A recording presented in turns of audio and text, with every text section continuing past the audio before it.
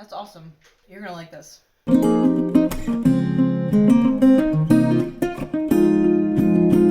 Hi everyone, Sue here. Welcome to my channel. Today I'm going to be making a twist on the traditional Breton phare recipe. If you haven't seen my original video, I'll leave a link to that in the description, and if you're on certain devices you might see a link here too. Now, I've got family coming in and they've grown up with Breton phare, so I know they like the prunes. So I'm using prunes today, and I've already greased my container just lightly and put about 200 grams of prunes in. They're the ready to eat version, so you don't have to soak them, and they've been stoned as well. I'm going to make the 3-egg version, so I'll use the 3 eggs.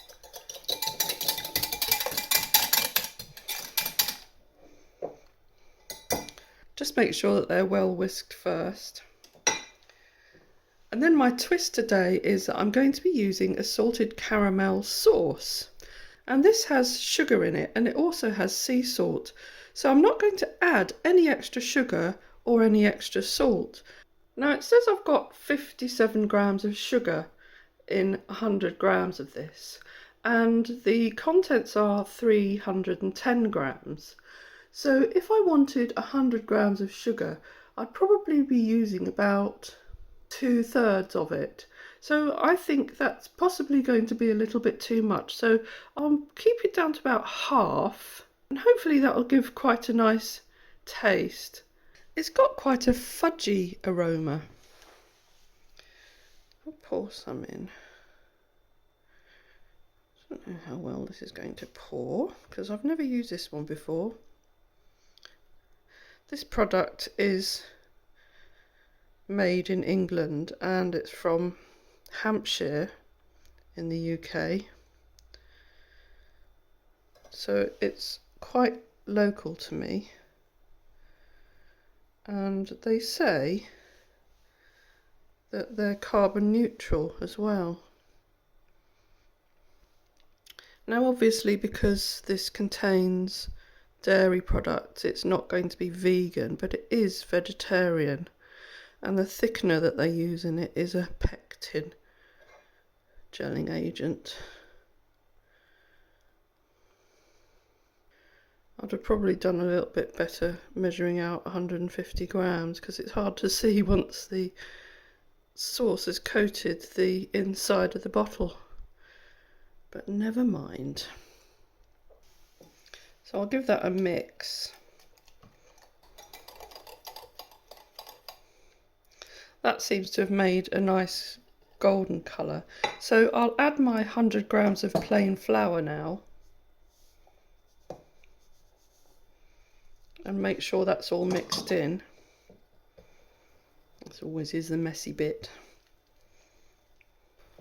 It's almost like a stiff cake batter now. I wonder if you could make a cake from it using self-raising flour. Might try that another time. And then I'm going to add 500 mils of milk. I'll just start with some just to get it going.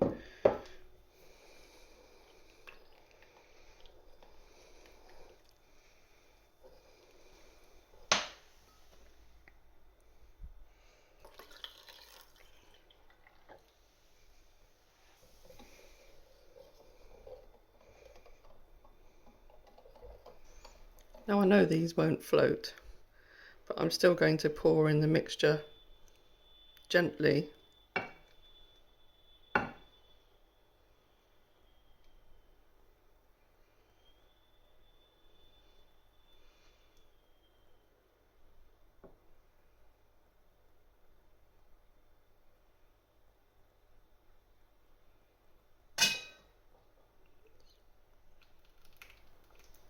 Now I've allowed this to settle a bit more, I can see that it's come to about there, so I think that was a pretty good estimate actually. This is going in the oven at 150 degrees centigrade, and I'll just keep an eye on it to make sure that it doesn't overcook. Well, that's taken the best part of an hour and it's just bouncy on top there, so I'm going to leave that to cool now, and it'll be ready for when the family come over. S'il vous plaît, Do not be alarmed at the deflation. This is normal phare behaviour. Right, next day and the guests are here, so I'm going to cut into this now and let's see what it looks like. They've actually told me that they've never had this before, so I think when my brother makes it, he must be making it all for himself. That's got quite a nice layer on it and a few prunes. Let's see if we like it.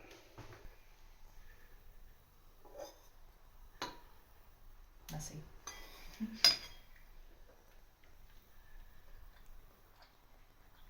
That's really good. Yeah, that's really, really good. And taste the salted caramel. Yeah, that's awesome. You're gonna like this. Well, that was a definite seal of approval from my niece. So I'm just going to have some with a cup of coffee myself, and first of all I'm just going to taste it as it comes. You can see here that when you put the prunes in, rather than like the dried fruit, these prunes go really soft and gooey and they get very sweet. And I think it's the prune flavour that really does make the Breton phare. Just have an end there. It's at my preferred level of sweetness, not too overpoweringly sweet. The salted caramel gives it a very rich flavour. I'm going to try it now with some more sauce on top.